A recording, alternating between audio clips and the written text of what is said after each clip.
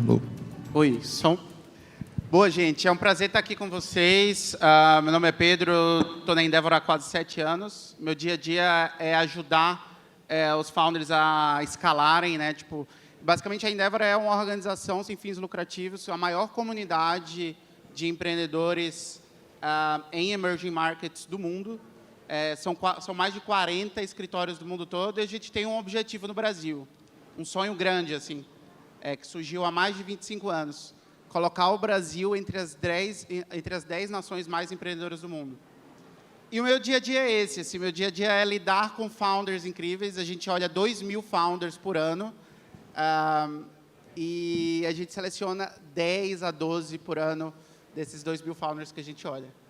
E a gente selecionou 3 founders dos nossos portfólios que estão aqui. Queria agradecer super ao Gadot por juntar e abrir esse espaço para a Endeavor trazer alguns founders aqui. A gente juntou 3 empresas incríveis, a Taco, a Conexa e a Zig. Então, uma salva de palmas já por eles serem Endeavors, é super difícil entrar. Salva de palmas, gente. Para começar aqui, eu acho que todo mundo vai se apresentar. E super energia aqui, gente, para ouvir esses founders que estão todo dia batalhando, transformando suas empresas com AI e construindo para o mercado como um todo. E eu queria saber, assim, cara, como é que foi o day one de vocês com AI? Qual foi o primeiro dia que vocês olharam, há 2 anos atrás, 2 anos e meio atrás? Vocês olharam e falaram, cara, isso vai se tornar uma prioridade dentro da empresa, isso vai se tornar a minha agenda dentro da empresa e como isso virou assunto da liderança como um todo aqui. E aí, Gadot, eu vou começar por eles e depois sigo, porque o evento é seu e do time da TAP. Evento é nosso. O evento é nosso. Vai lá, quer começar? Não, boa tarde, pessoal, tudo bem? Então, obrigado aí pelo convite. Super prazer estar aqui com o painel com a Endeavor, que ajuda muito a gente no dia a dia, né? Já são quase 4 anos. Então eu sou Guilherme, eu sou cofundador e CEO da Conexa e a gente é uma plataforma de saúde digital, um benefício de saúde que a gente entrega para as empresas. Hoje são mais de 5.000 empresas, um total de mais de 30 milhões de usuários elegíveis que podem estar sendo cuidados pela gente. E o nosso propósito é transformar a vida das pessoas por meio da saúde. E já conectando um pouquinho aqui com Day One, eu fiquei com dificuldade de achar esse Day One, assim, qual foi o momento específico que a gente começou a falar mais de AI, mas começou muito por uma dor, né? Então a gente começou a olhar os modelos melhorando lá em 2023, e aí foi muito em suporte. Suporte era o grande frente que já mostrava, né, que tinha uma boa entrega. Então começou por aqui, e foi uma primeira entrega que deu um impacto. Então a gente tem muitos clientes, né? Então são 30 milhões de usuários, então acaba você tendo muita complexidade, é uma plataforma B2B, então são diversas empresas, planos. E aqui foi um grande impacto que a gente teve. Então, eu me lembro que na época a gente conseguiu reduzir 80% o número de tickets, chamadas de suporte que são atendidas por humanos. Foi um grande impacto em experiência, principalmente, custo também, mas mais experiência. Mas o momento que a gente falou assim, agora mudou e que a gente quer olhar para esses pilares de forma mais estruturada foi em 2025, início de janeiro de 2025, que a gente falou, olha, como é que a gente faz para que a cultura da companhia seja AI first? E que a gente consiga, de fato, implementar um pilar cultural e um pilar de produto, de fato, para que a gente desenvolva produtos que vão tocar e aumentar a capacidade que a gente tem de cuidar dos nossos pacientes. Então, foi esse grande momento, a gente fez um e-mail falando, olha, daqui para frente várias coisas vão mudar, desde avaliação de desempenho, desde cultura, desde ferramentas. Então, aí que a gente começou a colocar o dinheiro na frente, de fato, e pensar em toda a adoção de AI na companhia. Então, a gente tem 2 frentes, assim, uma frente cultural e uma frente de produto. Produto foi o que começou antes, que foi basicamente como é que a gente faz para estar mais perto do nosso paciente, cuidando da vida dele como se fosse um assistente de saúde. Até que a gente lançou o Conexa aí. E na parte do médico, como é que a gente traz ferramenta, um copiloto médico, para que ele consiga atender melhor, com mais qualidade, com mais capacidade. E aqui em produto e em ferramenta mais de transformação cultural, aí desde mudança de estrutura organizacional, o que vai ser para frente, né? Então um pilar design organizacional, estão com muito foco em menos hierarquia, mais carreira em Y, a gente começou a ver comportamentos de pessoas com mais capacidade de ser high IC. Um segundo pilar legal que a gente viu foi o pilar de modelo de gestão. Esse eu acho que foi incrível, que é como é que você consegue colocar a AI para ajudar desde a liderança, no desenvolvimento de metas, no feedback, né, na organização dos domínios de conhecimento da empresa, ferramental. E terceiro, cultura. Como é que você incentiva isso no dia a dia? O que vai para a avaliação de desempenho? Como é que você, de fato, ativa e faz com que as pessoas, de fato, usem e gerem valor? Porque, no final do dia, é mais sobre um meio de como você vai gerar valor e vai escalar mais o que o nosso propósito, que, de fato, é cuidar das pessoas. Muito bom. A gente vai tocar em alguns tópicos que você falou ainda. Vai lá, Boa. Não sei quando foi o meu Day One especificamente, né? Eu sou fundador da Zig. A Zig é uma plataforma para o mercado de entretenimento ao vivo. A gente tem pagamento, gestão de consumo, funcionário, estoque. Inclusive, somos um sistema aqui do Nubank Park. Fazemos 9.000 eventos no ano, 2.000 casas fixas. Mas eu lembro qual foi, talvez, foi o Day One da Zig. Eu estava a gente foi no nosso evento anual, e aí eu fiz meu talk para todo mundo, e aí depois todo mundo veio conversar comigo, falando que eu falei para todo mundo ia perder o emprego por causa de AI. Então, acho que esse foi o Day One da Zig, quando a gente realmente acordou. Mas, basicamente, eu contei uma história para eles, que foi o meu grande insight. Eu assisti 2 vídeos na mesma semana. Um, de um ex-head de AI de uma grande empresa do Vale do Silício, e ele falava que o caminho que a gente estava indo com IA generativa estava errado. Que a gente ia automatizar umas coisas, mas o mundo não ia mudar muito, a gente não ia atingir AGI, e o mundo ia ser mais ou menos o mesmo, um pouco mais automatizado. E aí, na mesma semana, eu ouvi um CEO de uma grande empresa do Vale do Silício falando que em 6 anos não tinha a menor necessidade de trabalho intelectual, que a gente ia viver de salário base, e é isso, o mundo acabou. Na mesma semana. Essas 2 pessoas, muito provavelmente, são muito mais inteligentes do que eu, e os 2 têm muito mais acesso à informação do que eu. E se os 2 não fazem mais puta ideia do que eles estão falando, quem sou eu para saber como é que vai ser o futuro com IA? Mas isso me deu um insight muito grande, que eu tenho 2 opções, né? Ou um vai estar certo, ou o outro vai estar certo. E eu posso aprender IA, ou não aprender IA e ser muito bom nisso. Se o cara que falou que nada vai mudar tiver certo, e eu aprender IA, eu virei um profissional melhor. Eu virei mais competente, eu provavelmente vou estar ganhando mais, minha empresa vai estar um pouco melhor, ótimo. Mas se o outro cara tiver certo, mas se eu não aprendi IA, beleza, continua a mesma coisa. Se o outro cara tiver certo e eu não aprendi IA, ou estiver mais próximo dele, eu não tenho mais emprego, eu não tenho mais o que fazer na sociedade. Se eu aprendi IA, eu tenho alguma chance de estar nessa sociedade. Então, eu prefiro, no risco-retorno, eu prefiro não correr esse risco. E acho que foi esse o grande insight que eu tive, e a partir desse momento, minha vida mudou para, cara, fazendo uma análise aqui de risco, eu preciso ser muito bom nisso. Porque existe uma possibilidade do mundo ser completamente diferente daqui a 5, 6 anos. E se existe essa possibilidade, eu quero estar preparado para ela. Então, eu contei essa história, né? Não acho que todo mundo vai perder emprego no ano seguinte, como ninguém perdeu, mas eu acho que o mundo vai mudar muito. Eu acredito muito que o mundo vai mudar muito, e o meu papel é fazer as pessoas na Zig, que eu gosto, que eu amo, entenderem isso e evoluírem com IA, e estarem nesse mundo preparado para isso, né? Então, o que eu tenho feito é muito advogar por IA, para que todos estejam prontos, e acho que isso foi o grande turnover da Zig. Você tocou também num ponto que a gente vai explorar mais, que é um pouco das emoções que surgem com o avanço de AI dentro da empresa como um todo, né? E como é que foi o caso da Taco? Bom, a Taco, ela nasceu no mesmo mês que o ChatGPT teve aquele momento, né? Que foi em novembro de 2022.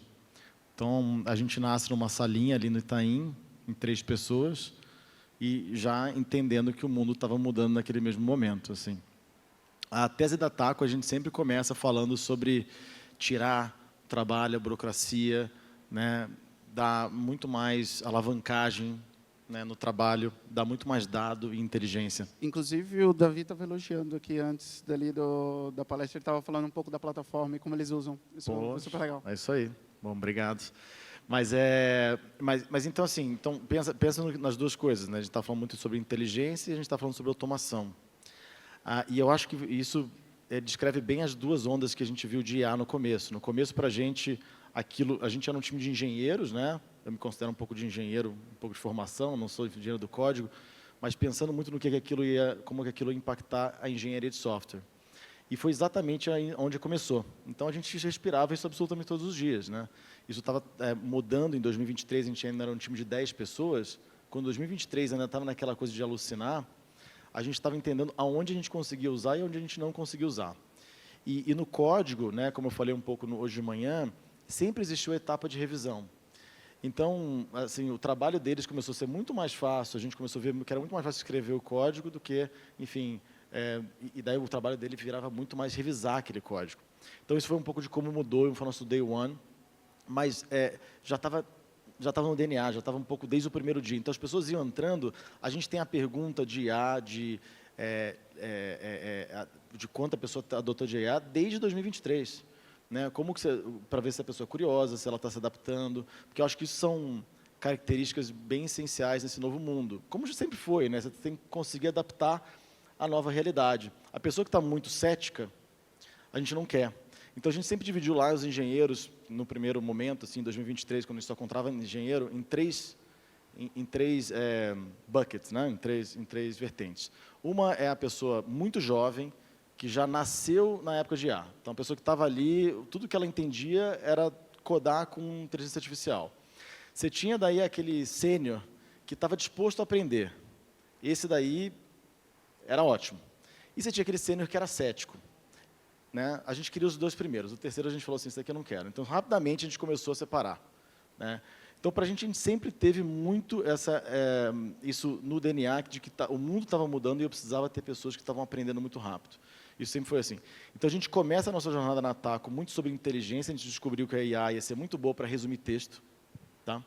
E que para a gente, como a gente começou com folha de pagamento, era uma tese muito pautada em dados e desburocratizar, a gente começa pela folha de pagamento, que é basicamente o lugar onde você tem que entender toda a legislação trabalhista, toda a CLT, todos os sindicatos, todas as CCTs, para conseguir não fazer besteira na hora de calcular. E a gente entendeu que a IA ela não devia estar no cálculo. A IA não está no cálculo. A IA está na hora de interpretar a lei, de como ela está mudando. Então, ela foi muito boa para ajudar a gente a entender qual que era a lei e codificar aquela lei em código. E, no começo, ela era muito boa para isso, para resumir. E essa foi a primeira etapa da nossa, assim, 2023 foi muito sobre resumir documentos, sobre código. E quando a gente entra em 24 e 25, que a gente começa a falar sobre automação, que a gente começa a falar sobre agentes. Então, um pouco da nossa jornada, a gente pode aprofundar depois. Não, e esse aspecto que você falou é muito verdade. Assim, se o custo de execução caiu muito, quando você tem aquele sênior que está aberto de aprender, ele sabe o que construir. Muito e saber o que construir hoje é o grande diferencial, né? É o grande diferencial. E o sênior sabe olhar o código e entender, no caso do código ali, e eu acho que isso pode ser... Existe um paralelo por várias funções, né? Se você ainda está revisando o trabalho de uma IA, você tem que saber revisar o trabalho, você tem que saber fazer talvez melhor do que a IA, né? Adaptar a IA. Então, o problema do júnior aí, que ele se encontra numa posição que ele fala assim, eu não tenho proficiência ainda em codar, em arquitetura de software. Então, ele vai ver um negócio que a IA está codando e ele fica um pouco vendido, de certa forma. Né? Porque ele não tem aquela experiência de ter passado por aquilo. Enquanto você tem um sênior que está usando aquilo de uma forma muito boa, esse, para mim, eles despontam, porque ele consegue, de fato, criticar e tunar aquela IA para ele. Né? E é muito legal, né? Tipo, as pessoas que a gente contratou recentemente lá na Endeavor, eu passo do lado delas, cara, elas não estão com a agenda aberta ou com o Word aberto, elas estão com o Claude aberto, né? Então, isso é muito louco, assim, um novo paradigma de forma geral. E a gente falando de transformação aqui, vocês lidaram com um baita contexto desafiador, assim, por exemplo, a Conexa com 350 pessoas, a Zig com 350 pessoas. 550. 550 pessoas e a Conexa com 350 pessoas, troquei. Cara, como fazer essa transformação chegar na ponta? Foi um processo top-down, bottom-up? Vocês tiveram que criar um comitê de inovação ou foi mais descentralizado? Ou vocês tiveram que pegar sponsors dentro da empresa ou não? Como é que foi esse processo, assim? E quais são os principais cases que vocês podem trazer para isso? Não, essa pergunta é boa e assim, acho que tem uma coisa que eu, no início, para saber o que eu tinha que fazer, eu falei, cara, deixa eu entender o que as pessoas estão fazendo. Então, a gente fez muita mentoria e aí o que eu percebi é que, cara, tem uma das coisas de adoção mesmo é você mexer no sistema de incentivo da empresa. Que no final do dia é como a companhia se comporta.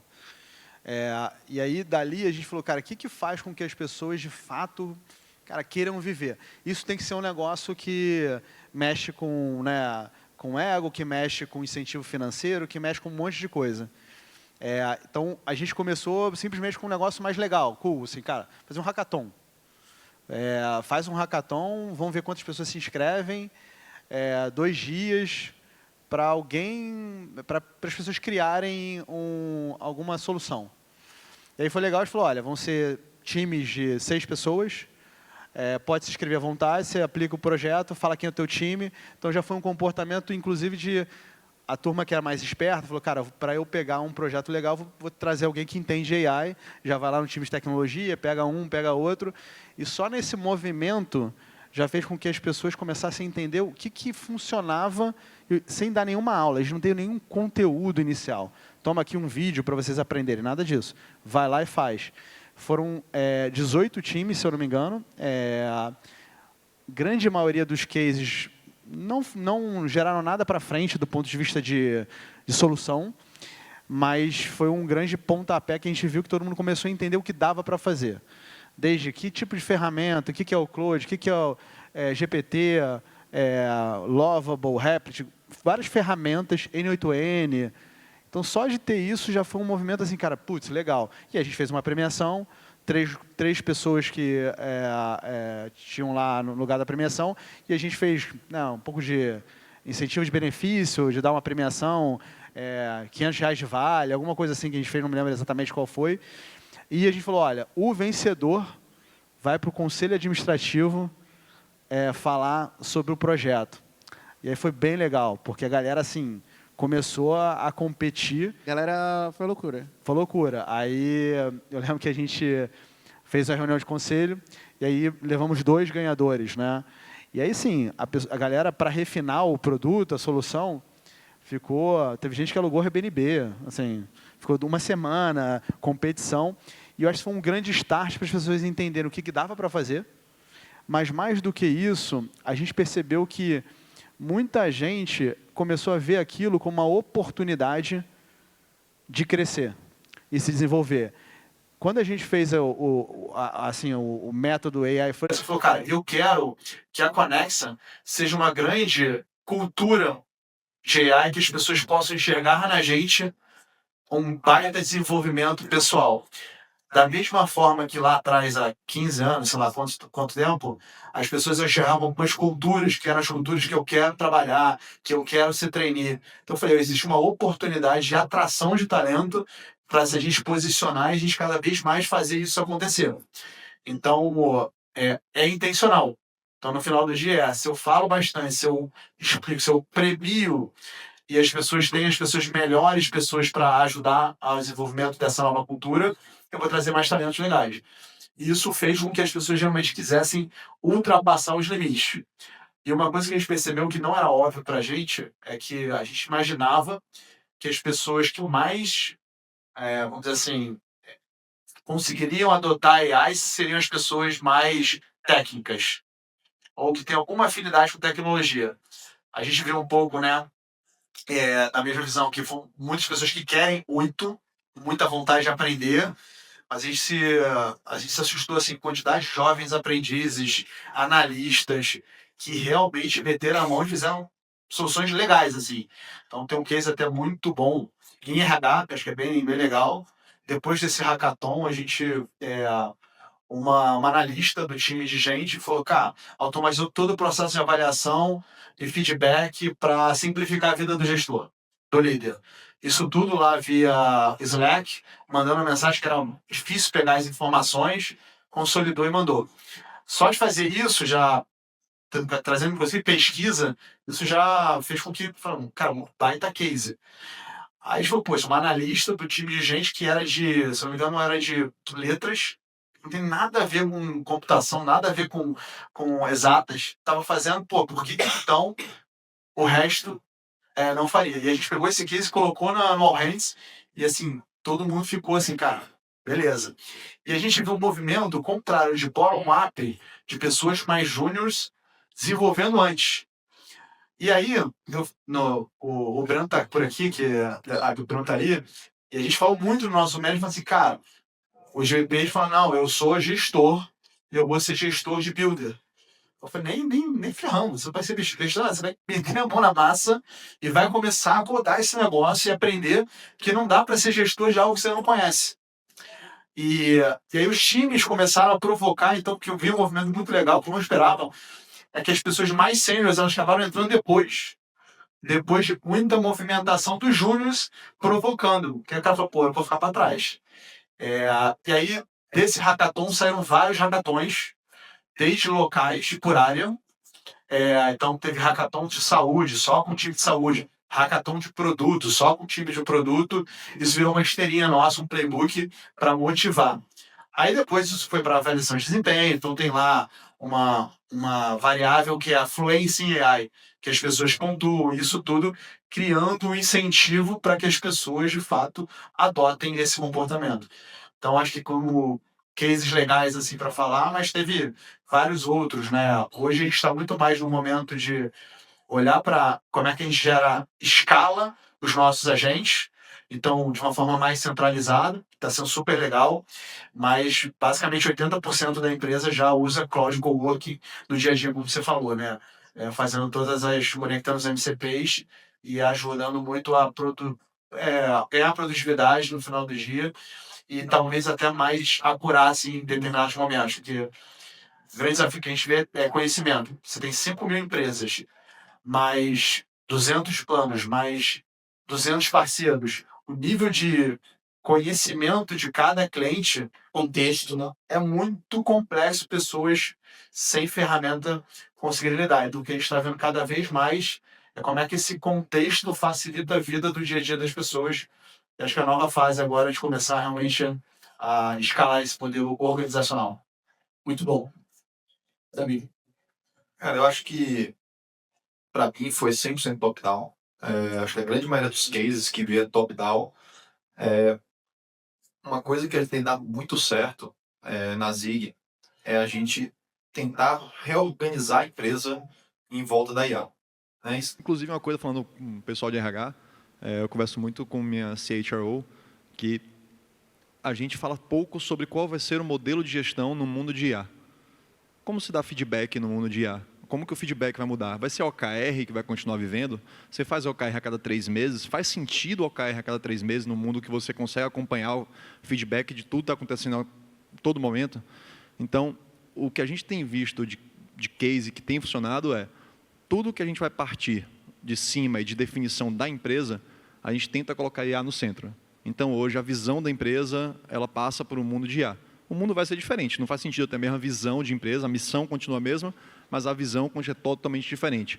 A reorganização, começando pelo time de tecnologia, mudou tudo e requer um pouco de ato de coragem, né? Porque ninguém está pronto para fazer um pouco para usar IA 100%, até você ter que usar. Tem um case muito legal que eu conversei com um CTO de uma área da Amazon e ele fala que eles pegaram, todo mundo planejou o ano deles, planejou o que é que entregar, apresentou, eles cortaram 40% das pessoas e falaram que tinha que entregar com a mesma quantidade de pessoas, no mesmo tempo, a mesma quantidade, e se não usasse IA, não ia ter como entregar.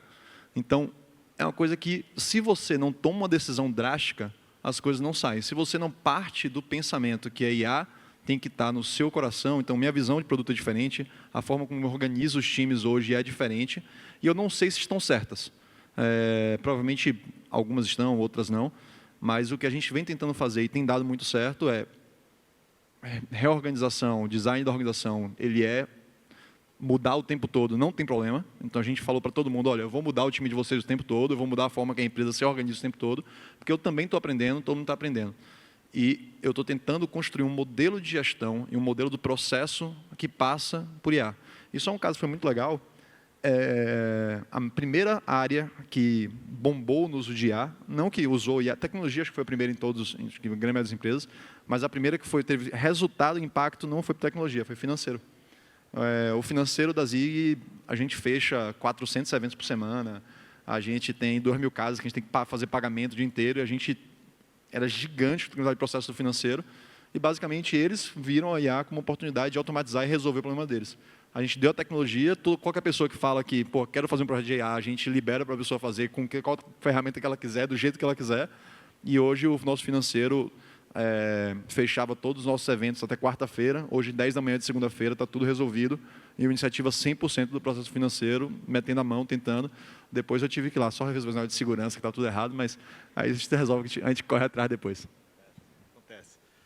Não, bom, assim, acho que a Taco já começa sempre selecionando, pensando nisso, né? Então, imagina, eu estou construindo a empresa em 23, então, basicamente, metade das nossas perguntas na entrevista é muito sobre o que você está estudando, o que você está vendo, como que você está experimentando na sua vida pessoal. Era um ano ainda que estava se trazendo muito para o trabalho. Então, óbvio, a gente continua fazendo isso desde então, muito na seleção, muito tentando entender fluência.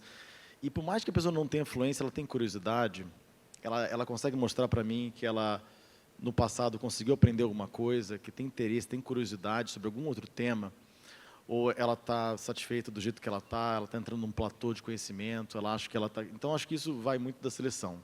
Mas é óbvio que depois que a pessoa entra, a gente teve muito sucesso com o top-down, né? E porque o meu pensamento na época foi assim, tá, eu estou selecionando as pessoas, mas elas chegam aqui, eu estou dando um objetivo para elas, e elas vão fazer do jeito que elas acham melhor, e na urgência, elas vão deixar a exploração de lado.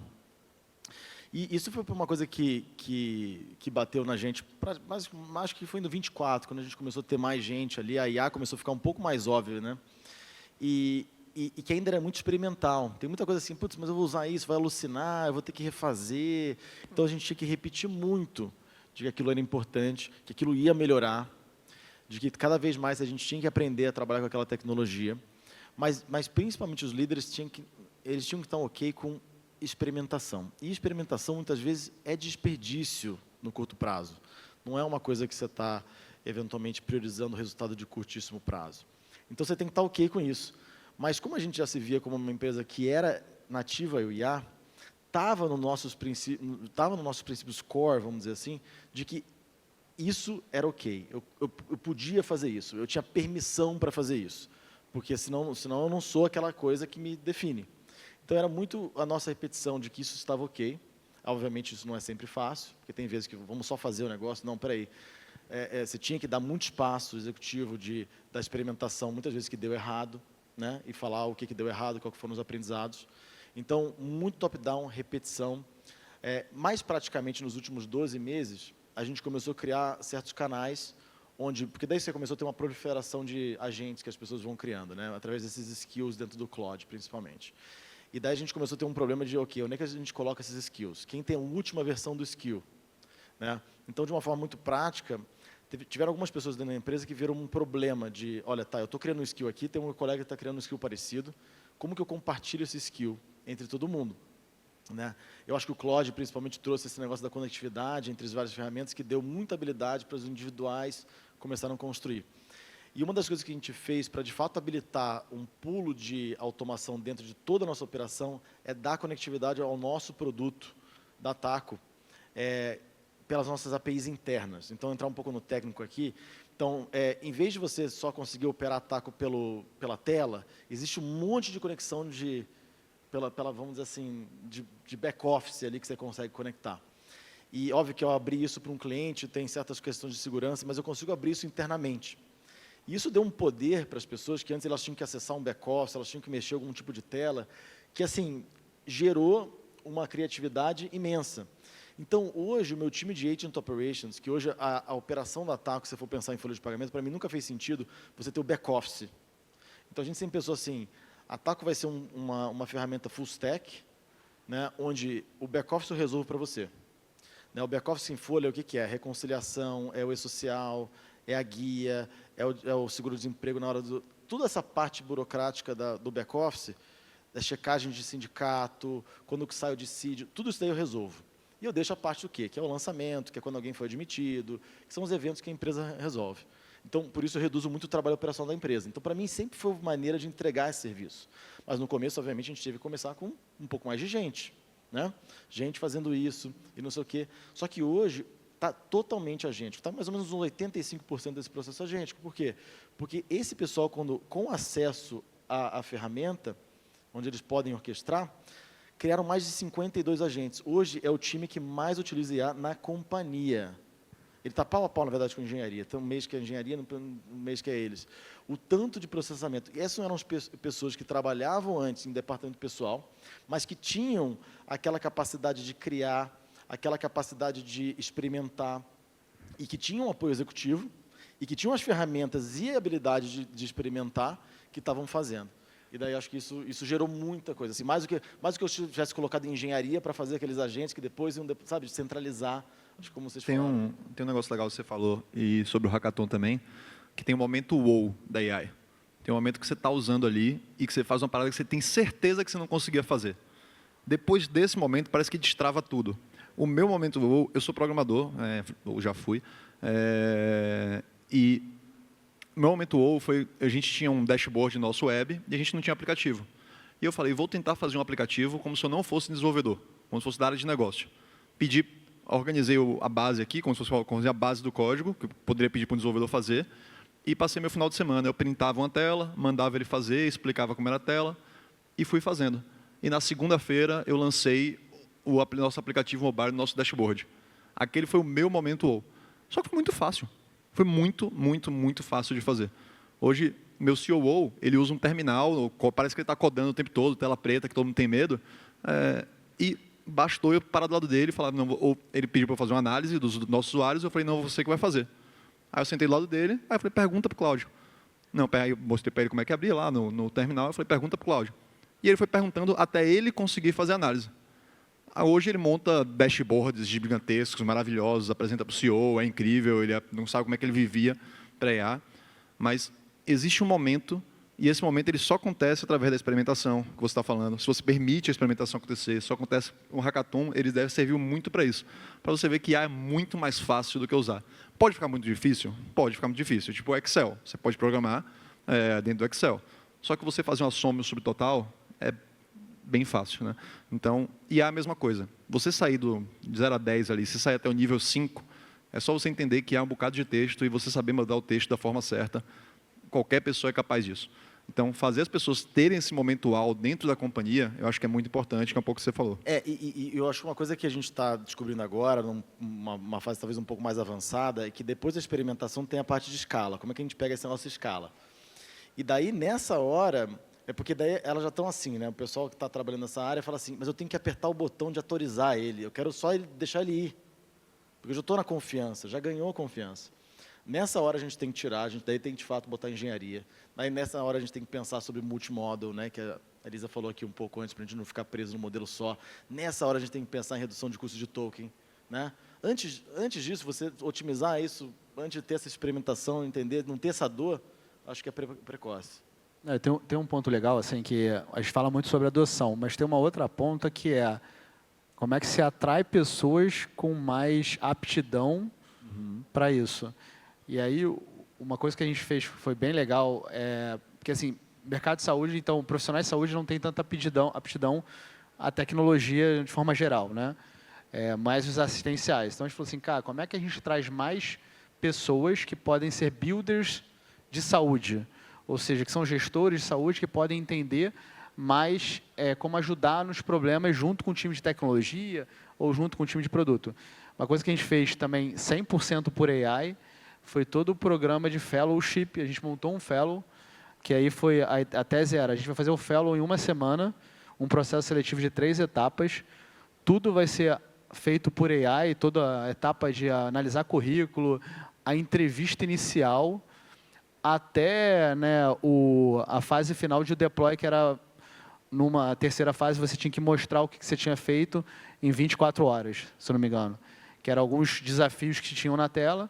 A gente deixou correndo, falou, se quiser acesso, essas são as ferramentas que a gente vai dar acesso, você pega aqui e fez. E foi bem legal. A gente foram mais de 150 médicos e profissionais de saúde aplicando para o negócio. Foram 5 vagas que a gente tinha e essas pessoas chegaram com uma capacidade técnica muito maior do que se eu estivesse tentando treinar.